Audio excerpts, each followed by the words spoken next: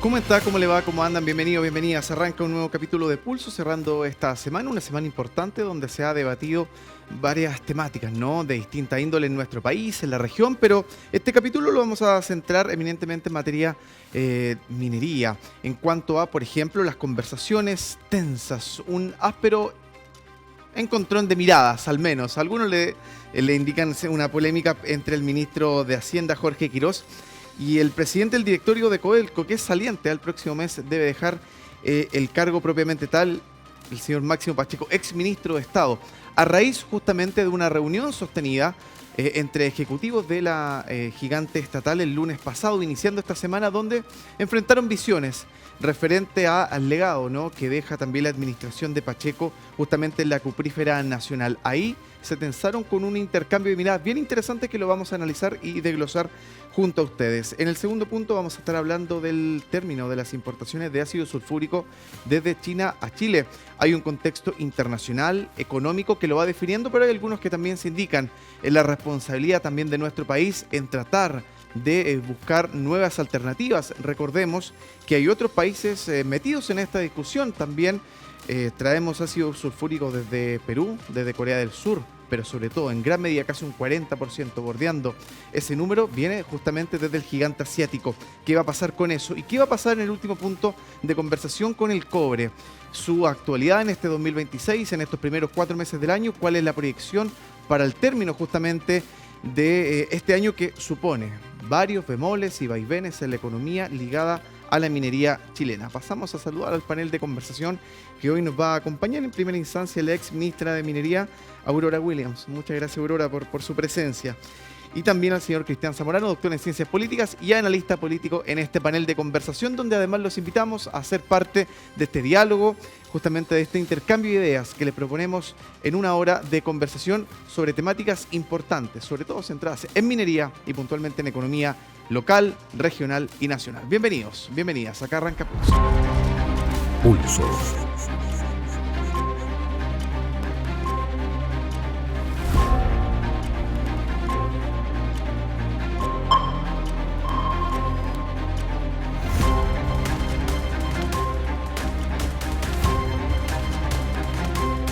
En Antofagasta Televisión.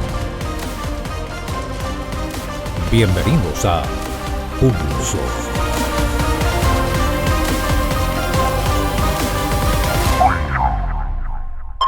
Bien, arrancamos. A ver, para hacer un poquito de contexto de lo que ha sido esta semana bien atribulada en cuanto a miradas distintas, opuestas en materia de minería y de la actual administración saliente de Codelco. Se generó un encontrón, una polémica entre Máximo Pacheco y los ministros Jorge Quirós y Daniel Mas, en medio de la Junta de Economistas que la empresa estatal Codelco propuso justamente para ir zanjando y haciendo balances al término de la actual administración.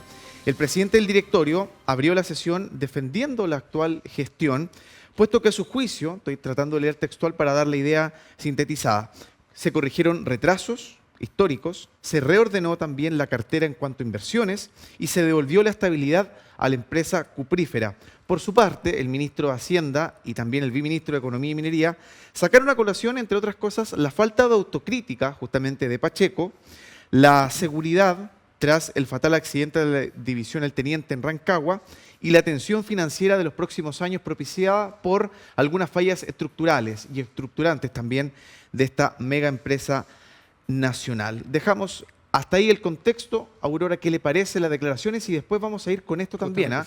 Más adelante en la conversación podemos incluir la declaración del economista y ex también presidente del directorio de Codelco, Óscar Landerreche, para seguir sumando elementos a la mesa. Bienvenida nuevamente, la saludamos. ¿Qué le parece esta confrontación de visiones entre Pacheco y los ministros de Estado? Bueno, primero los saludo a cada uno de ustedes, agradecer esta invitación y señalar que lo que se produce acá el día 20 de abril es la Junta Ordinaria de Accionistas, que es una reunión formal, es una obligación legal que tienen las empresas en Chile, públicas y privadas, de presentar a los accionistas los resultados del año inmediatamente anterior. Por lo tanto, primero señalar que es el contexto en el cual se produce esta situación que que la prensa ha comentado, por lo tanto, más que una presentación de Máximo Pacheco, es la presentación de la administración, Claro. que está liderada por un gobierno corporativo. Están presentes los 9 directores cuando se producen las juntas de accionistas y los representantes del Estado de Chile, que es el único accionista de Codelco, que son los ministros ya mencionados. Por lo tanto, esta es una actividad formal, legal, que tiene una estructura donde se tocan un conjunto de temas formales propios de una empresa y se presentan los estados financieros, y es la oportunidad en que el accionista puede hacer observaciones a la administración. Dado que esta es una empresa del Estado, las instancias en donde se plantean las situaciones tienen que ver con las juntas ordinarias y extraordinarias. Y por lo tanto, la crítica, si es que así hubiera sido más que a una persona, tiene que ver con el gobierno corporativo, en cómo se hacen las cosas en un periodo de tiempo, considerando además que los directores que integran este gobierno corporativo, solo 3 son de confianza del presidente o presidente de la República, como lo señalan sus estatutos, Sí. y los otros 6 tienen distinta representatividad. 2 representan a los trabajadores en sus 2 estamentos, supervisores y trabajadores, y 4 son alta dirección pública, que la ley además contempló una alternancia cada 2 años para efectivamente buscar dar continuidad a una empresa que mira el largo plazo.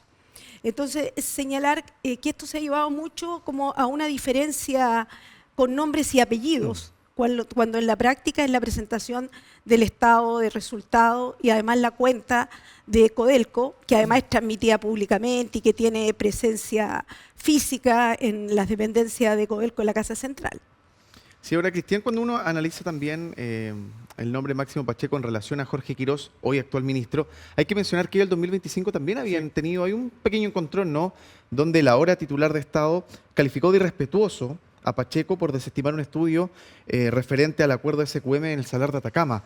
Y hay que hacer memoria también que el expresidente Gabriel Boric lo designó en ese cargo por allá por el 2022. Y él va de salida ya en su gestión, entendiendo que en mayo debe quedar ese cupo vacante para ser nuevamente visado por el actual presidente de la República. Me recuerdo también, dígame si me equivoco, Sí. que el actual ministro Quirós también intentó negocio en el mundo de la minería y aparentemente no le fue muy bien. Sobre todo participó en una empresa, me parece hace algunos años, y en la región. Parece que había comprado una mina con 2 otros accionistas. El asunto es que lo que leo a través de lo que usted me indica, ministra, no sé si el título... perdón. Hay algunos ministros que No. no, el asunto es que lo que usted trata de indicar es que lo importante es de recalcar que es una junta ordinaria, una reunión ordinaria, es decir, que está prevista, porque la extraordinaria es cuando aparece un evento. Por ende, Así es como la cuenta pública de la empresa. Así Y el directorio se reúne y dice, ya hicimos este año esto. Por ende, se sabía con anticipación que esa reunión iba a ocurrir. Así Yo es. recojo lo que usted dice. Por ende, si yo soy ministro de Hacienda, yo voy a preparar esa reunión. Y por ende, lo que se dijo ahí, bien que fue al final de la reunión, esa interpelación estaba calculada. Políticamente hablando, porque el enfoque que yo le quiero dar, no podía no saber el impacto que iba a causar Quirós diciendo aquello, ¿cierto? Lo que yo veo acá es, yo dije en un programa anterior que me parece profundamente ideologizado el gobierno de José Antonio Kast. Si alguno se asusta con la palabra, lo que podemos decirlo de otra manera. José Antonio Kast tiene ejes en cuanto a su gobernabilidad claramente establecido y lo está aplicando. Cuando sale electo, su primera preocupación, lo que a mí me impactó mucho y para mí un retroceso, la voluntad de indultar a algunas personas condenadas por crimen de lesa humanidad. Para mí un retroceso, lo reitero. Segundo, Jaime Guzmán, su preocupación de ir a Argentina para ver qué pasaba con la Plavaza y unos de los presupuestos, ¿cómo decir? Uno supuestamente un sospechoso del crimen, del asesinato del ex senador. Y el asunto, lo de los impuestos, la rebaja a las grandes fortunas, a las empresas que ganan mucho dinero. Y está este asunto de, y lo dice el ex director de Codelco, el asunto de la privatización de Codelco. Yo no veo detrás de esto un paso en una cierta estrategia para plantear ese tema ante la opinión pública, hablando justamente de que esto va mal, es una catástrofe. El mismo argumento que decir, no hay nada en la caja del Estado. Acá están diciendo, Codelco un fracaso total. Por ende, ¿la solución cuál sería? Privatizarlo. ¿Y por qué yo hablo de estrategia? tenemos un diputado republicano en la región, ¿cierto? No ha hablado mucho desde que ha sido electo. Pero en este caso sí habló. Pueden decir me corresponde, absolutamente. Hablan de Codelco, hablan de cobre, él es diputado de acá. Pero me gustaría que, no sé si se puede pedir, que veamos lo que dijo acerca de la declaración de lo que ocurrió en esa reunión. Revisemos y analizamos también con la ex ministra en la mesa. A ver. Buenas tardes. Dejar en claro que esto no es contra Codelco, sino contra la administración de Codelco. En el mundo privado, cuando no hay números favorables o se cometen errores o reprocesos y también fatalidades, hay desvinculación. Acá lo mínimo que estamos pidiendo es la presencia y dar explicaciones. Tal como dijo nuestro presidente de la comisión, tenemos muchísimas dudas y no es en contra de la corporación, su gente, su ejecutivo, sino que es a través de la administración que obviamente en términos normales deberá dar explicaciones. Y también hay temas de compliance que podrían suscitar también alguna suspicacia, queremos aclararle, por eso vamos a oficiar a la división Chuquicamata, a la división Rajo Inca y también al joint venture que se han ejecutado, porque también queremos saber qué está pasando con esas filiales y asociaciones de manera que el compliance en su justa medida se cumpla. Entonces las declaraciones del diputado Arqueros. Mira, acá se hace, lo que se dice entre líneas casi claramente es que está saliendo muy caro la renovación de algunas minas, las más antiguas del mundo, de hecho, y yo creo que lo que también nos indica es que cada vez es más difícil buscar el cobre porque cada vez tienen que ir más en profundidad. Pero ¿no cree usted que acá hay un discurso disfrazado y que la voluntad en un momento dado es de plantear una solución a esto? Valorizando, enarbolando el hecho de la eficiencia del mundo privado y de las cifras cuadradas. ¿Qué piensa usted? Bueno, mira, yo primero quiero señalar que es distinto cuando se está en campaña a cuando se gobierna, porque los ministros, ministras, presidente o presidente de la República, lo que hacen cuando asumen es jurar o prometer respetar la Constitución y las leyes de nuestro país. Por lo tanto, uno en campaña puede decir muchas cosas, pero cuando gobierna, como dice un dicho popular que también se lo enarbolaron al presidente Gabriel Boric, otra cosa es con guitarra. Y aquí estamos hablando de una empresa global que es la primera empresa pública productora de cobre del mundo. Sí, está más grande. Entonces, yo primero quiero dimensionar de qué estamos hablando, porque muchas veces la conversación local nos enreda respecto de señales que estamos dando, porque por un lado estamos diciendo que queremos que vengan los inversionistas, cosa respecto de lo cual se ha hecho un trabajo importante que viene desde distintos gobiernos, incluyendo el gobierno que yo represento, especialmente en lo que ha sido la modificación de los permisos ambientales no sectoriales, bueno, sí, una serie de cosas que podemos conversar en detalle, pero luego decir que nuestra principal empresa global productora de cobre es una serie de adjetivos complejos, genera una distorsión, genera una señal que tiene dos sentidos, y de eso yo creo que tenemos que preocuparnos. Porque Codelco, por ejemplo, en esta administración, y aquí quiero volver al punto inicial, Cristian, que tú estabas señalando, los ministros que representan al accionista, que es el Estado de Chile, son ministros y a la vez representantes del Ejecutivo en una junta accionista. Acá hay señales que hay que resguardar respecto de los temas comerciales de la compañía. Anticipar quién va a ser o no va a ser, que puede ser parte de trascendidos de prensa. Hay que tener cuidado porque estamos hablando de una empresa global que transa en el mundo y que tiene un conjunto además de vinculaciones comerciales. Entonces yo pediría un poquito de mesura respecto de anticipar tantas situaciones de Codelco, desde el punto de vista de cuidarlo. Y no me cabe duda que naturalmente siempre hay espacio de mejora. No estoy diciendo que todo está perfecto. A eso quiero ir, Aurora. Hay que buscar esa mesura y lo que quisiera agregar respecto de lo que tú me estás preguntando, Cristian, tiene que ver con el hecho de que está establecido en los estatutos que en el mes de mayo, cada 4 años, cuando corresponde el cambio de ciclo político, que nosotros vivimos alternancia desde hace ya varios periodos atrás, 2014. se produce naturalmente el cambio de 3 directores de los 9, que son los 3 directores de confianza del presidente, presidenta, en este caso del presidente Kast, y probablemente los va a nombrar, y de esos 3 es el presidente quien determina quién es el presidente o presidenta del directorio. Así que eso es un hecho que ocurre cierto, por cuanto que las juntas de accionistas son publicadas, No, sí, hay un etcétera, deber de tienen transparencia, toda sabiendo que una empresa, lógica. Sí. Pero Por favor, Cristian. el ministro de Hacienda también habló de mea culpa. Y igual Pacheco respondió soberbia, pero igual yo creo que hay un poquito de soberbia en su actuar. Pero justamente hablemos del mea culpa. Usted aplicó un concepto, alternancia. 2010 llega Sebastián Piñera 1, Bachelet 2, Piñera 2, Boric, Kast. No hemos parado desde 2010, ¿ya?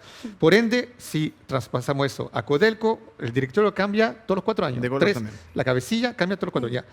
Pero en sí, no es siempre se reprochaba, de un momento dado, un señor dijo que no había ningún dinero, con sus palabras, no había más dinero en Codelco, se habla mucho de su eficiencia, de los altos sueldos de los directores. ¿Usted no ve un mea culpa que hacer ahí también, en primer lugar? Y segundo, ¿de qué manera hubiese sido correcta por parte del gobierno entrante de actuar para poder subrayar las carencias que ellos visualizan y que supuestamente quisieran mejorar? Sí. Antes de responder tu pregunta, quisiera también hacerme cargo de otro punto que es como de esta opacidad respecto del quehacer de la empresa pública más grande del mundo. Y quiero señalar que los actos que realiza Codelco tienen un conjunto de controles. Sí, o sea, acá sí. nadie puede ir y firmar, donar. Y quiero hacer recuerdo que alguna vez, en un acto muy dadivoso, Codelco quiso donar a la Teletón acá cuando se estaba construyendo y no podía hacerlo. Claro. O traspasar la pertenencia minera a los más pequeños, tampoco puede hacerlo, porque hay un conjunto de normativas, de reglas, de leyes que naturalmente regulan una empresa cuyo patrimonio es de todos los chilenos. Primero, quisiera señalar ese punto. ¿Cómo se aborda la Junta de Accionistas? Bueno, se aborda con las temáticas propias de la Junta de Accionistas, que es la presentación del balance, porque además tiene que aprobarlo los que representan, en este caso al Estado de Chile, para que pueda ser publicado y cumplir con todas las normas financieras que tiene el Estado de Chile. Entonces, yo creo que a Codelco primero hay que cuidarlo, pero no por eso no avanzar en términos de eficiencia. Desde ese punto de vista, yo creo que hay situaciones estructurales que tiene Codelco que hay que ir mirando y que efectivamente se han buscado en un plazo bastante más extenso que solo 4 años y resolviendo. Yo creo que ¿Cuáles son esos de los Sí. ¿cuál es el problema? Yo creo que hay un tema estructural importante que tiene que ver con la antigüedad que tienen las operaciones mineras. De Ok. las 6 operaciones que tiene Codelco, 2 tienen más de 100 años. Ya. Y que es el Teniente Ichuqui y Andina con El Salvador tienen más de 50 años. Por lo tanto, un tema importante es ver cómo aumentamos la producción de manera eficiente, a menores costos, están más lejos, etcétera, etcétera. Pero, por ejemplo, nosotros hemos visto en Codelco la transformación ingenieril más importante del mundo, que fue transformar Chuqui en una mina subterránea. Claro. Sí. O sea, eso es de un desafío enorme. Y quiero destacar algo de la última administración, de esta administración. No voy a hablar de la última porque es esta administración y en mayo se determinará qué es lo que ocurre. Y que tiene que ver, por ejemplo, con abrir posibilidades de ampliar producción. Por ejemplo, el acuerdo Codelco con Anglo, que permite explotar la cuña que está entre los Bronce y Andina. Un tema que hace 17 años se negociaba y pudo concretarse. El segundo ejemplo que quiero dar es en esta región el proyecto Anillos, que es un acuerdo, un memorándum de entendimiento entre Codelco y BHP, que permite explorar un poco al sur de la ciudad de Antofagasta, así como también el acuerdo de Codelco con Adani, para explorar acá en Antofagasta. ¿Pero qué son? ¿Son joint ventures? ¿Son colaboraciones? ¿Qué son? Mira, y de nuevo, respetando mucho el gobierno corporativo, Sí. desde el rol de ministra yo no tengo información Ok, respecto claro. del contenido, pero sí son acuerdos públicos que tuvimos conocimiento y que en la cuenta que da el presidente del directorio lo señaló en la Junta de Accionistas. Aurora, ¿por qué usted contrapone en realidad buenas noticias? Porque son buenas noticias, de ahí va a salir algo positivo. Y acá, ¿por qué ese ambiente de mala fama, de poca productividad, que no se avanza, que como un elefante que ya está viejo y Que está como y no se estancado, le puede sacar tanta productividad? ¿Por qué se contraponen este discurso que usted tiene y lo que está también presente en ciertos sectores? Bueno, primero yo te estaba hablando de la antigüedad como uno de los elementos estructurales. Y hay varios. Hay otros más. Ya. Efectivamente hay un aumento de costos importante y yo creo que un tema no menor es el sinceramiento que se produce respecto de los proyectos estructurales de Codelco. Ya Codelco es muy difícil para una compañía abordar 4 proyectos estructurales simultáneamente. Codelco tiene una dificultad, Imposible. tiene una gran dificultad. Codelco es una empresa que tiene 6 operaciones, por lo tanto tiene distintos ámbitos desde los cuales puede friccionarse. Por ejemplo, un tema absolutamente impactante, dramático, y cuando lo toco trato de hacerlo con mucha sutileza por lo que significan las personas y las familias de personas fallecidas, lo que fue el accidente del Teniente, que implicó disminuir la producción y se nota en las estadísticas de producción al cierre del 2025 respecto al Teniente. La seguridad siempre está primero, solamente estoy tocando el punto el por qué. produccional Sí. para hacer esa diferencia.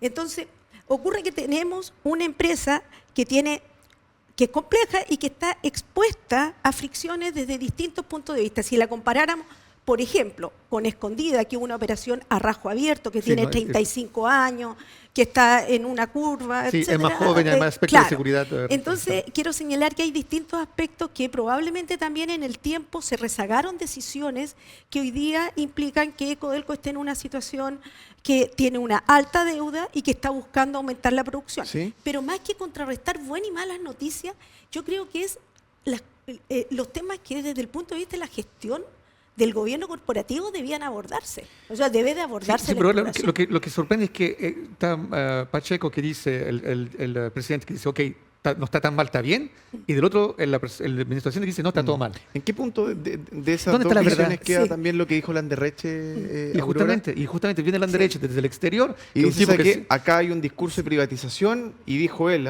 lo más benigno es privatizar una parte.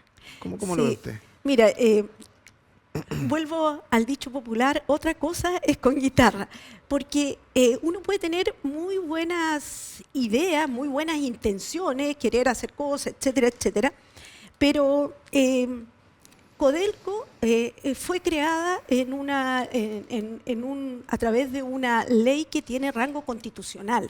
Por lo tanto, esto requeriría una potencial privatización, respecto de lo cual no estoy de acuerdo. Naturalmente, quiero entregar primero esa opinión. ¿Como A mí, ministra, como ciudadana o como en la firme convicción como persona de que Chile requiere de la minería pública que le ha hecho bien, la minería pública que la hace crecer, que ha retribuido al Estado de Chile, que la hemos eficientado a través del tiempo. El gobierno corporativo desde el 2010 ha sido, este gobierno corporativo que se creó, se implementó en el año 2010, ha sido colaborador, ha permitido que tengamos una empresa que se distancia del ciclo político. Recordemos que es lo que era Codelco en los años 60, era 70. una continuidad de la moneda. O sea, era, Sí. claro, esas cosas se han superado naturalmente, están en la memoria colectiva, pero nosotros hemos construido un Codelco que es el primer productor de minería pública en el mundo, Sí. y hoy día está compitiendo con Escondida, que aumentó la producción un poco más de la suma de las 6 operaciones de Codelco. Yo tengo esa convicción clara, tengo la convicción clara de la minería pública, de la gran minería pública, como tengo la clara convicción de que debe existir una empresa nacional de minería para los pequeños y medianos productores y que Chile debe tener fundiciones. Yo estoy convencida, y por esa convicción es que uno asume el cargo de ministro. No es porque el ministro opina de esta manera. Yo primero actúo desde mi convicción y desde mi convicción he colaborado con la presidenta Bachelet y el presidente Gabriel Boric. Entonces, primero, la minería pública es una minería que le hace bien a Chile. Es una minería que en la práctica nos ha permitido temas territoriales importantes, construir base social dentro de los territorios, naturalmente con claro y oscuro, Sí. si tenemos una historia de 120 años. O sea, no podemos pensar que todo ha sido bueno y que hay espacios de Sí, pero mejora. ha sido mucho más positivo que negativo. Absolutamente. Lo que pasa es que cuando hay conversaciones, yo creo que uno se pone entre lo bueno y lo malo, y yo no creo en lo blanco y lo negro. Pero usted vería, Creo en todos los matices. ¿vería algo positivo en capitalizar, en privatizar un poco, hacer entrar capital privado en Codelco, no? Primero- ¿Entiende ese argumento por parte de la vereda del frente? Yo no lo comparto. Ok. No lo comparto. No lo comprende tampoco, ¿no? No lo comparto, es que entre compartir y comprender hay un espacio, porque Tesis, antitesis, ¿no ve usted? puedo comprenderlo porque viene de un sector que es distinto a lo que yo pienso, Ya. por lo tanto lo comprendo. ¿Mm? Otra cosa es No que lo lo comparte. comparta, porque Pero no lo comparto. Para ser justo, Aurora, Entonces- hoy mismo, en la jornada de hoy, el ministro Mas salió a desmentir esa afirmación de la Anderrecha. Salió a decir básicamente en la prensa nacional que no buscaban privatizar, al menos ni desde la intención, no están en los planes. Ahora, ya nos vamos a la pausa, pero le quería también incluir otro elemento. Dentro de lo que se ha dicho esta semana, se ha cuestionado también la deuda estatal que tiene Codelco. El 2025 creo que llegó, usted me corregirá en cifras, a $1.000 millones y en total son 25.000 millones. Sí, 25 mil. 25.000 en suma. ¿Cómo entra a tallar también y qué injerencia tiene ese elemento en la opinión pública cuando se habla de esta mega deuda estatal con cifra astronómica, ¿no? Para el común de los chilenos?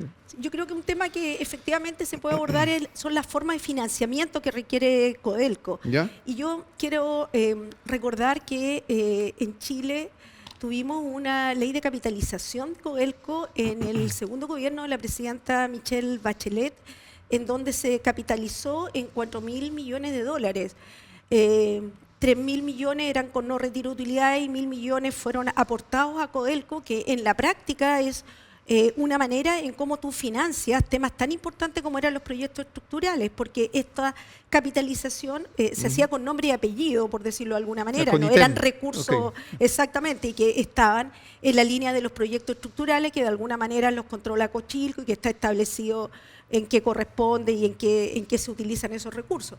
Y en el gobierno del presidente Boric se estableció que el 30% de las utilidades no iban a ser retiradas de Codelco, por lo tanto, acá hay una acción clara y específica respecto de los gobiernos, a lo menos que yo he representado, respecto de cómo aportar a esta gestión. Estamos hablando de recursos importantes, de proyectos que son robustos, de proyectos Sí. que son muy gruesos. O sea, aquí no hay proyectos de monto Mediano.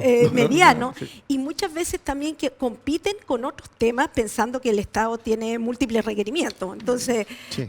yo creo que aquí hay un tema importante que tiene que ver con eso, y aprovecho también de señalar un tema no menor que ha sido la capitalización de la Empresa Nacional de Minería en $50 millones, 25 millones en el presupuesto 2025 y 25 millones en el presupuesto 2026, que a lo menos en la región de Antofagasta permiten enfrentar lo que es el traslado de la planta de Taltal, que hoy día está inserta en la ciudad prácticamente, hacia el sector Las Breas. Muy bien, nos vamos a la pausa y a la vuelta seguimos hablando de temas similares, ¿no? Hablamos de cobre en este primer bloque, en el segundo vamos a tratar de utilizar un concepto que para muchos puede sonar lejano, pero tiene directa relación con el procesamiento del metal rojo. El ácido sulfúrico. China anunció el cese de las importaciones a contar del próximo mes y ya ha venido bajando desde marzo de este año. Chile mira con preocupación seguramente lo que se está tomando como decisión en el gigante asiático. Volvemos. Sigue Pulso por Antofagasta Televisión. Gracias por mantenerse en nuestra sintonía. Estamos de regreso haciendo Pulso. Las exportaciones de ácido sulfúrico desde China a Chile se redujeron considerablemente a contar de marzo de este año, ya se los contaba yo, previo al corte, y se espera que desde mayo se suspendan. Básicamente esto va a generar una escasez del suministro de este químico. Este subproducto, para que usted lo entienda en simple, en la casa del cobre se utiliza directamente en la producción del metal rojo refinado y también una serie de fertilizantes que complementan dicho proceso. Entre otros factores, el principal elemento clave para entender esta suspensión de importaciones tiene que ver con la guerra en Medio Oriente, que detonó justamente la baja de este producto. Para que hagamos una comparativa, Aurora, y usted lo sabe mejor que nosotros, nos puede desglosar esta cifra con más pulcritud. En marzo, por ejemplo, del 2025, la importación había sido de 151.000 toneladas de ácido sulfúrico. En febrero de este año bajó a 32.000. ¿Y este mes? No, para nada. No, y la de este, claro, va bajando hasta mayo. En ¿Qué mayo. significa esto en la práctica? ¿Cómo nos va a impactar? ¿Y cuál debiese ser también el plan a implementar? Entendiendo que justamente Máximo Pacheco, lo traigo nuevamente a colación, señaló que al menos el stock disponible rinde bien para el 2026 por unas compras que se habían hecho hace unos meses anticipándose a cualquier imprevisto, que a la postre terminó pasando, Aurora. Bueno, tal como tú lo señalas, el día 10 de abril China anunció que deja de exportar ácido sulfúrico y esto tiene un origen en la escasez de azufre necesario para la Sí. producción de ácido sulfúrico. Y esto porque para China, y naturalmente dada la población que tiene, los volúmenes que maneja, es necesario mantener todo lo que significa el sector productivo agrícola. Y por ende, el azufre es necesario también para la producción y el ácido sulfúrico para fertilizantes, y por ende ellos toman esta decisión en pro de una situación interna de China y que afecta toda la exportación de ácido sulfúrico. Yo creo que es importante señalar eso, que no es una medida respecto de nuestro país. Ya. Es la exportación de ácido sulfúrico, donde naturalmente Chile es relevante en la compra a China, un poco más de un tercio los importamos, y eso significa del orden del 50% de la exportación china. Sí. Por lo tanto, hay un impacto natural y este anuncio se hace que baja a partir del 1 de mayo. Y la base fundamental de este tema es el conflicto y lo que significa el paso por Hormuz en esta contienda de que se cierra en algún momento. Por lo tanto, primero es una situación, por decirlo de alguna manera, de fuerza mayor que está afectando este mercado, y naturalmente que en la medida que aquella situación se resuelva, también se va a resolver la situación de mercado. Eso es lo primero que hay que señalar, y naturalmente las empresas, porque aquí hay que distinguir también los roles, el rol que le corresponde a la empresa y el rol que le corresponde al Estado. Las empresas, visualizando también esta situación, han buscado mecanismos también que atenúen este tema. Quiero decirte que la semana pasada se realizó en Santiago de Chile una de las reuniones mineras más importantes, como es la Semana Sesco, en donde este fue uno de los temas que justamente se abordó. El mercado alternativo, naturalmente, que es Perú y Corea del Sur. y Corea del Sur. Y naturalmente que las empresas van a orientarse a aquello, y el rol del Estado es ser el facilitador de los acuerdos comerciales, las transacciones y conversaciones para que esto pueda fluir. Pero un poco hay dos niveles distintos para poder ver esta situación que tiene que ver con el conflicto bélico que hoy día se está produciendo. Ahí quiero llegar porque quiero hablar de la vulnerabilidad del país también ante lo que está cambiando. Porque los chilenos tienen costumbre de decir que la noticia internacional, usted puede ver un noticiero, y de hecho yo creo que somos una anomalía en el contexto nacional. Los noticieros nacionales no le daban tanta importancia al contexto internacional justamente. Y hoy en día se están dando cuenta que el contexto internacional te golpea. Porque ahí le mandé una foto a producción. No crean que esto no está relacionado con la guerra en Irán. Y ahí venía mi consulta. La reacción de China puede ser por razón interna, porque ellos también crean fertilizante y necesitan diferentes insumos petroquímicos. Y hay grandes complejos petroquímicos que fueron atacados últimamente por Irán en Arabia Saudita, en los países justamente de la zona de influencia de Estados Unidos. Y eso hace que todo ha cambiado a nivel internacional también en cuanto a esos insumos. Y por ende China, que también recibía parte de esos insumos, también tiene que cambiar su estrategia y tiene que focalizarse sobre ella misma. Y eso por rebote impide que ellos manden eso a Chile. ¿Me entiendes? Sí. Ya, eso por un lado, pero por el otro también es un asunto geopolítico. Nosotros estamos en la zona de influencia. ¿De quién? De Estados Unidos. Ahí sale en francés, un complejo petroquímico atacado por víctima de ataque en Arabia Saudita. Eso fue en abril, hace 17 días simplemente. Y ves que la noticia ya ese es uno entre varios. Entonces, cuando dicen que el petróleo efectivamente es el insumo, el más importante en esta economía, el cobre también, no lo crean. Entonces, lo que yo veo acá, ¿cómo puede prepararse el país a estas fluctuaciones de la cual el país no maneja nada, cuando sabemos que esta guerra no sabemos cuándo va a terminar? Claro. Sabemos cuándo inició, no sabemos los impactos que tiene por rebote. ¿Cómo se puede preparar el país para no ser tan vulnerable ante estos cambios que de algún modo por China acá no hay ni bueno ni malo? También ellos lo que tienen que hacer es asumir una situación al final, Aurora, caótica. ¿En qué pie nos pilla como país? Sí. Bueno, primero señalar que Chile es una economía totalmente abierta al mundo. Nosotros tenemos tratado de libre comercio, estamos tratando de establecer un convenio especial con India, etcétera, donde abarcamos más del 85% de la población del mundo, más del 65% del PIB mundial. Tenemos tratado de libre comercio y además los principales... la minería, fundamentalmente, o sea, toda la minería se vende fuera de Chile. Sí. Nosotros somos muy dependientes del comercio internacional y esto significa que esta apertura nos ha dado oportunidades también desde el punto de vista de poder que las empresas, vuelvo a distinguir quiénes venden y quiénes son los que establecen condiciones para que eso se haga y quiénes son los que comercializan, que son las empresas, puedan tener distintas oportunidades en el mundo, de manera que los flujos puedan moverse de alguna manera, así como también los insumos necesarios para la economía chilena, no solo desde el punto de vista minero, sino que además en otros sectores productivos. Y eso nos ha transformado en América en líderes en distintos temas. Y esto significa tener siempre abiertas oportunidades, no depender solo de determinados flujos comerciales.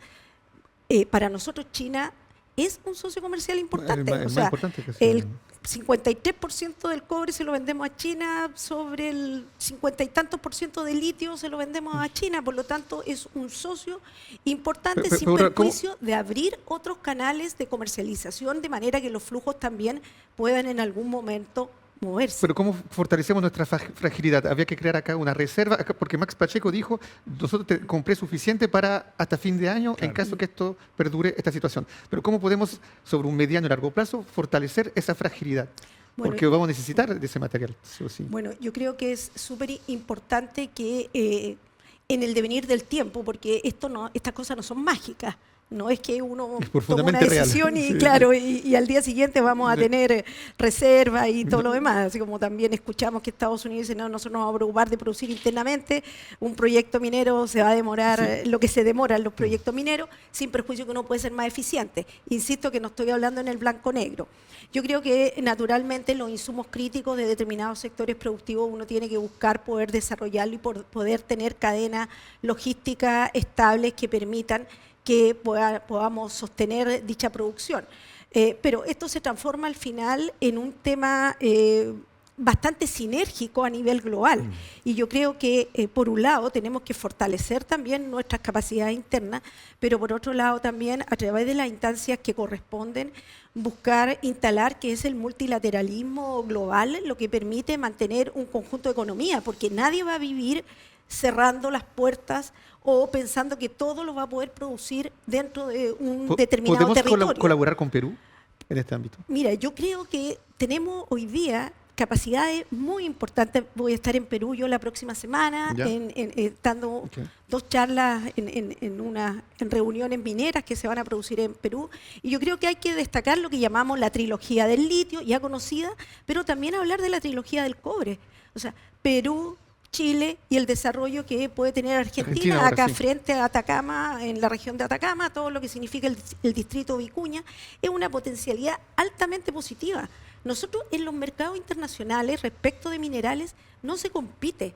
La demanda es tal que da para todos los oferentes que hoy día están en el mercado. Hay que tener otras precauciones, que puede ser otras materias, como con qué estándares se están colocando los minerales en el mundo. Pero una colaboración con ellos puede ser una salida para esta fragilidad. Pero absolutamente, y Perú, Chile tienen una tradición minera conjunta. Nosotros tenemos proveedores nuestros que están hoy día desarrollándose en Perú, tenemos un vínculo.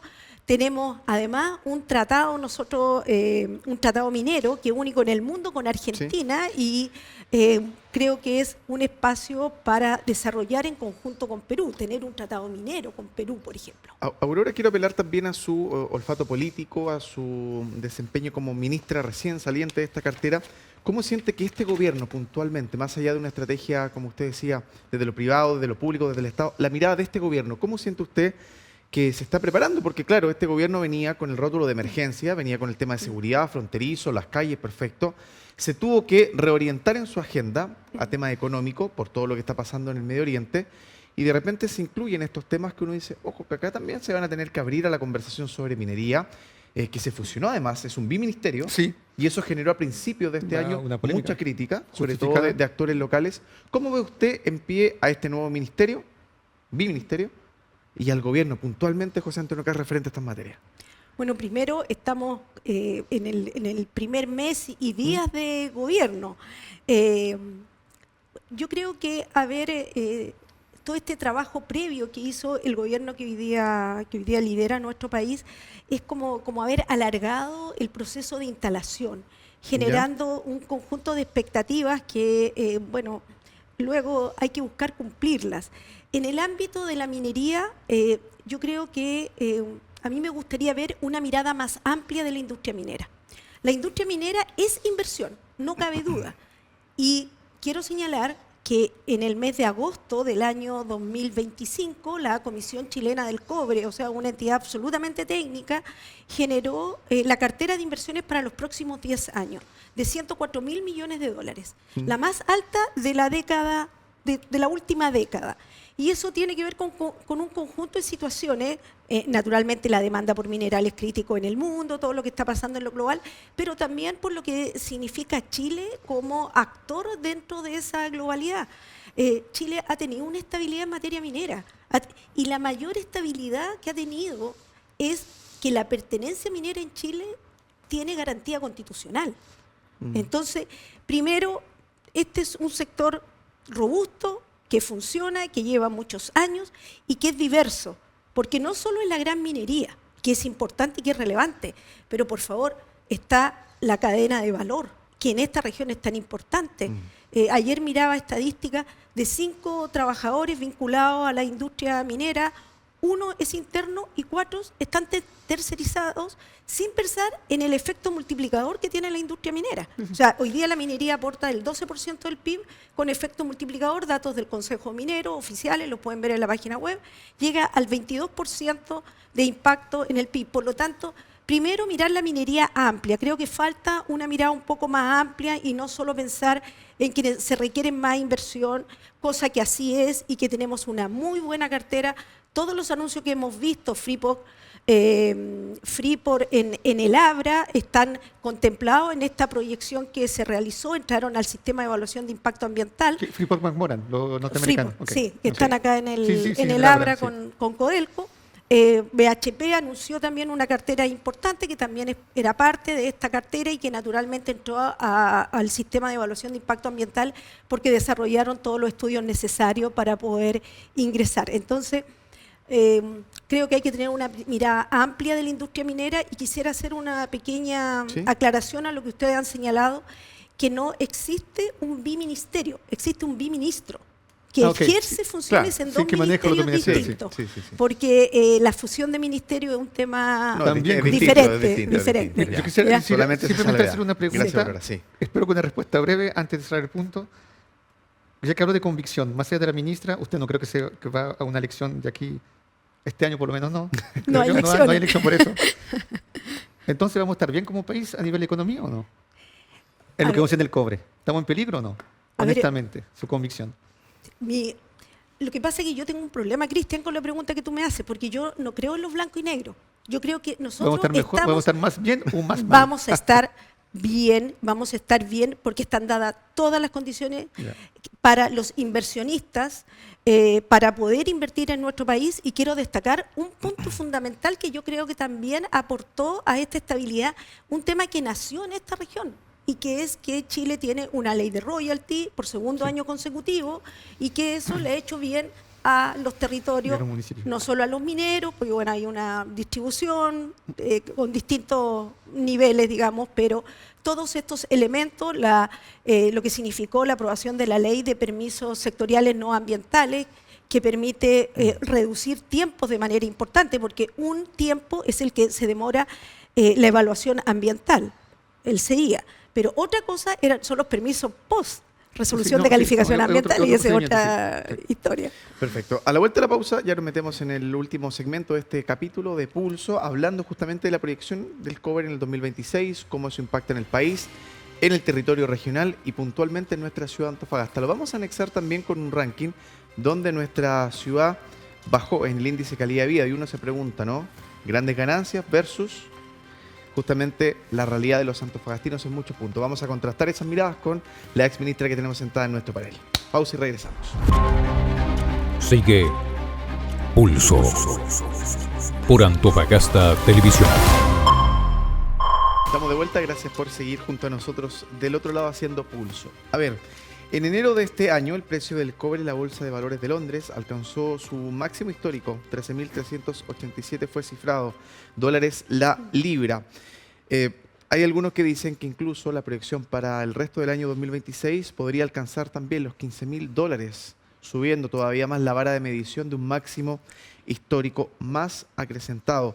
Leí, Aurora, hoy en la tarde una columna, un artículo de una revista de minería y había un especialista que planteaba la siguiente interrogante: ¿por qué el precio del cobre no impulsa el crecimiento en Chile? Y básicamente este resurgir del valor de la libra de cobre es momentáneo o bien estamos adentrándonos en un ciclo donde nuevamente se solidifica el metal rojo. ¿Por dónde ve también usted esta conversación?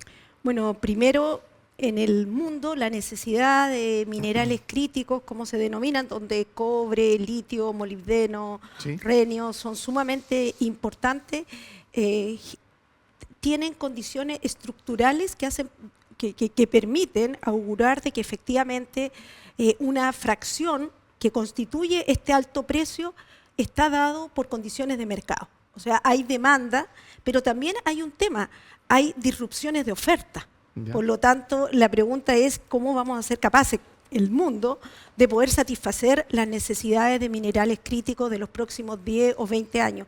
Se estima que el cobre pueda aumentar 1,5 veces, que el litio pueda aumentar 6 veces, etcétera, etcétera, de aquí al 2050. Por lo tanto, primero hay condiciones de mercado que dan para sostener que los precios van a estar por sobre los precios que habíamos visto en los últimos 4 años, exceptuando la pandemia, etcétera, etcétera.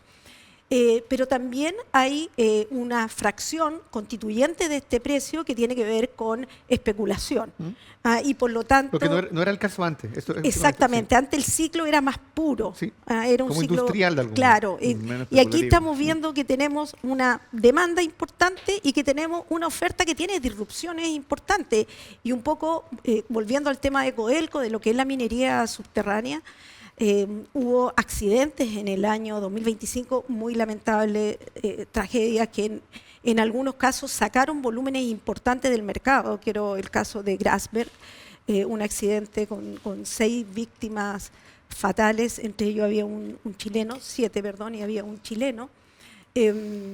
Sacaron 400.000 toneladas del mercado. En algún momento la paralización que hizo Panamá de la minería, que tengo entendido que hoy día la están reactivando nuevamente, también sacó una parte importante de producción minera del mercado. Por lo tanto, tenemos una demanda importante, creciente, a lo mejor no a las tasas que esperábamos hace 5 años atrás, y tenemos disrupciones de oferta que van generando condiciones para tener un buen precio, y a eso le sumamos los aspectos especulativos. Sí, en las bolsas.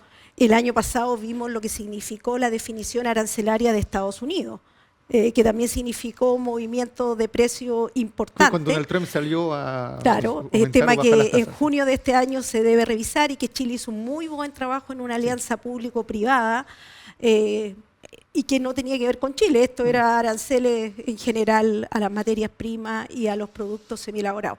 Por lo tanto, yo creo que sí estamos frente a precios importantes, pero también, y hay que mirar esto, hay grados de sustitución importantes, más que dentro de las potencialidades que tiene el cobre, que es la conducción fundamentalmente.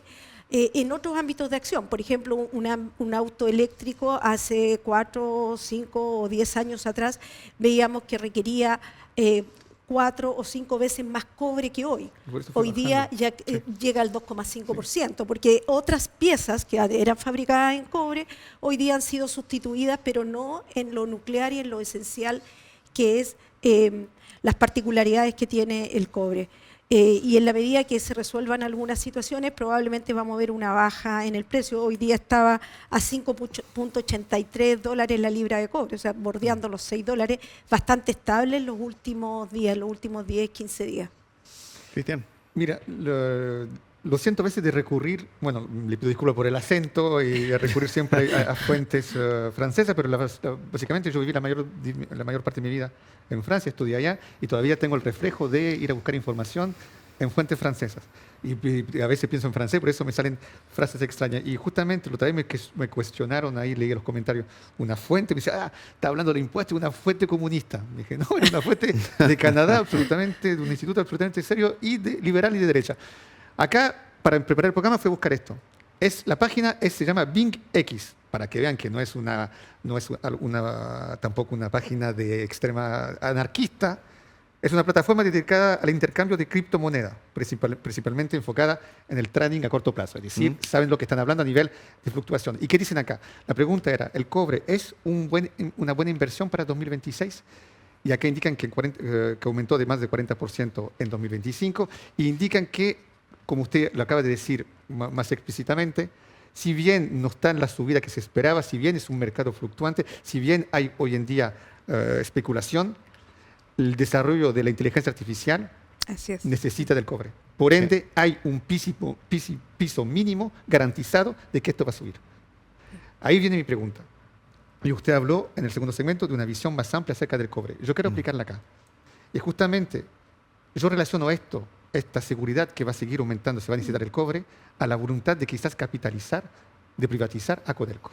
Para mí no son dos ideas, no son dos eventos que están muy lejanos el uno del otro. Y yo quiero relacionar eso también con la primera medida que tomó Kast cuando me refería al indulto de todo eso. El golpe de Estado en Chile en 1973 tenía que ver algo con el cobre, ¿cierto? Porque había una empresa nacional del cobre. Sí. ¿El cobre era fundamental, era clave en los años 70 a nivel de la economía mundial? No creo que tanto. Si me refiero a una página que habla de criptomoneda en 2026, ¿es importante el cobre como valor en la bolsa? Sí, lo es. Ahora y después también. Si era una preocupación mundial en 1973 con una grande potencia como Estados Unidos, porque participó en el golpe de Estado, está comprobado por informes de la CIA, ¿usted no cree que está en todo ojo también acá puesto sobre este país, hoy en día en 2026, con más razones todavía? Y que eso podría aprovecharse mucho mejor que preguntar si se hay que privatizar o no Codelco, sino más bien cómo nos fortalecemos nosotros como país a nivel de IA, a nivel de industria, a nivel de tecnología, teniendo skills, esta riqueza que pocos países tienen y tenemos porcentajes que están rozando un quinto, 20% de la producción mundial. Mira, yo comparto plenamente tu análisis.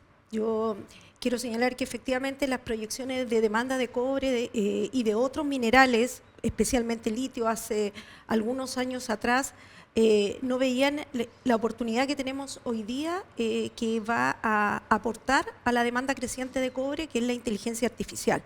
Y quiero señalar que además aquí se produce como la multiplicidad de roles cuando tenemos dentro del país una industria y actores globales.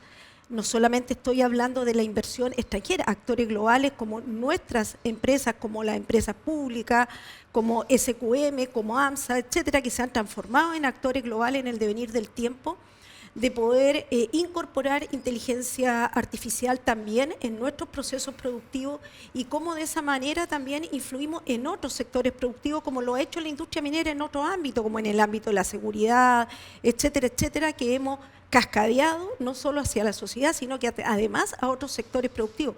Cuando tú vas hoy día a un centro integrado de operaciones remoto, eso lo tiene la industria minera chilena.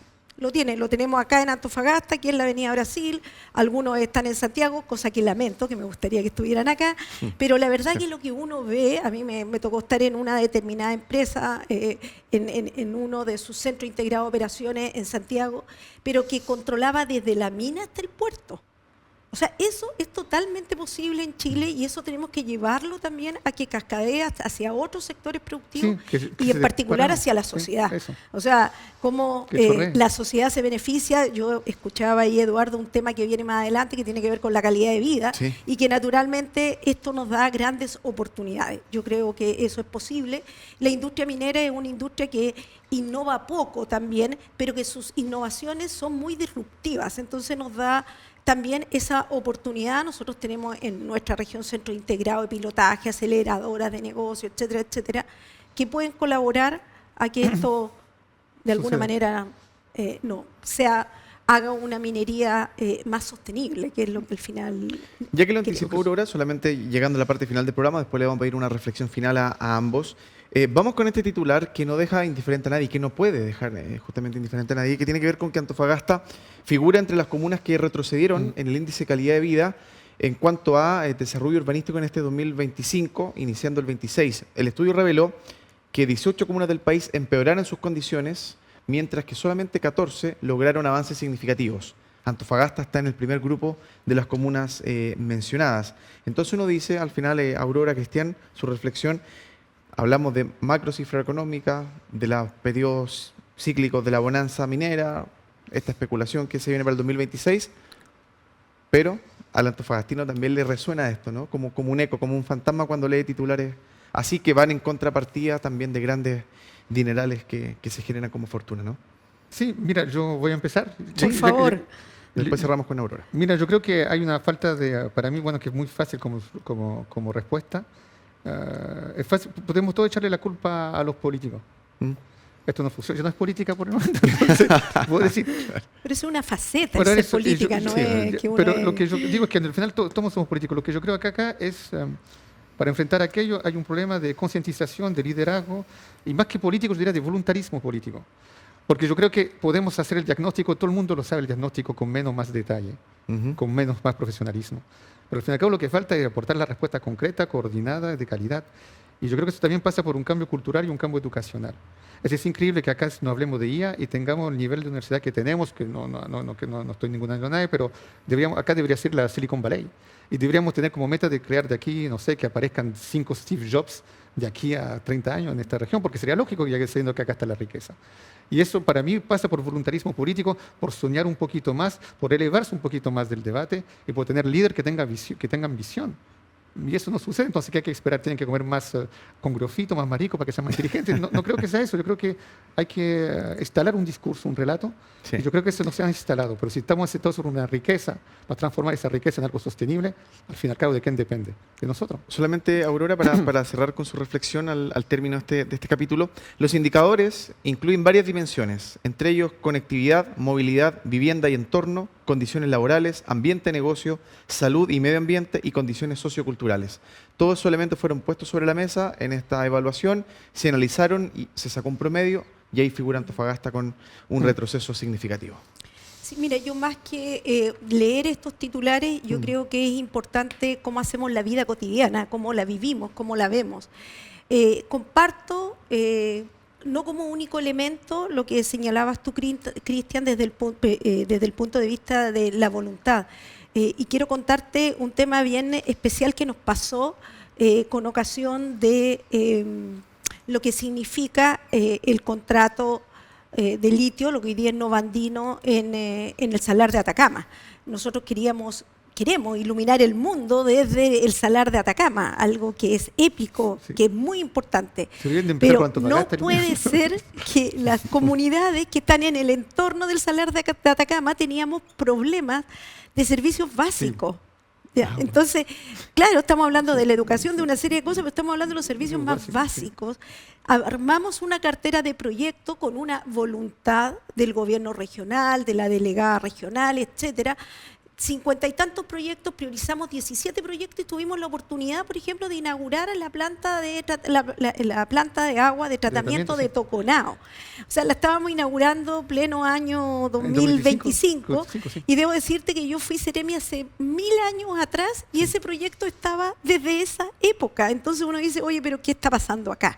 Entonces, efectivamente, hay temas que tienen que ver con voluntad, con mirar las cosas más allá del espacio que te corresponde. Si a mí como ministra de Minería, mi colega ministro de Economía y así sucesivamente nos correspondía mirar condiciones para que esto se diera con Corfo, también teníamos que mirar esto y no pensar que era otro ministerio el que lo hacía o con otros recursos, etcétera. Y la verdad que también tuvimos la voluntad de todas las partes y yo eso lo debo reconocer tanto del gobierno regional, de la municipalidad de San Pedro de Atacama, que también asumió proyectos y desafíos importantes a través de Justo Zuleta, y pudimos avanzar en caminos que requieren de coordinación, pero también yo creo que hay un tema importante y que es ¿qué es también lo que pedimos al Estado? En todas sus dimensiones, el Estado nacional, el Estado regional, el Estado comunal. Sí. Porque muchas veces queremos que todo tenga un control, lo que es adecuado. No estoy hablando en contra del control, pero muchas veces el control por el control lo que termina también es en lentificar procesos que la comunidad requiere soluciones mucho más inmediatas y más necesarias. Entonces, ¿cómo hacemos esos equilibrios entre la voluntad y también cómo la sociedad va requiriendo de este Estado en sus distintos niveles? Muy bien, agradecemos la presencia de la ex ministra de Minería, Aurora Williams, el señor Cristian Zamorano, analista político en este panel, y por supuesto la sintonía y la deferencia de estar con nosotros ustedes en la casa, cerrando una nueva semana más en Pulso a través de la pantalla de Antofagasta Televisión. Nos reencontramos el próximo lunes a las 20 acá mismo, donde siempre. Buen fin de semana, descanse. Chau. Buen fin de semana. Fue Pulso, un espacio de propuestas, lo que marca la agenda, las decisiones de futuro. Conversaciones y análisis en profundidad. Contingencia y debate. Pulso. Por Antofagasta Televisión.